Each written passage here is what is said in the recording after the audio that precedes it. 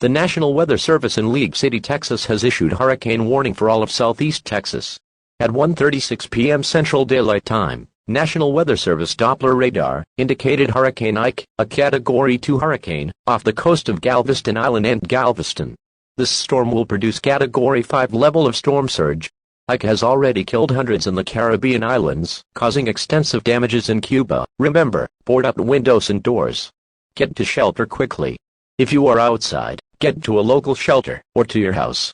Significant damage to poorly built buildings. This is KRIV 26. We will continue to serve the Houston metropolitan area. If you are not in this area, please tune to a local news station providing news and information for your area.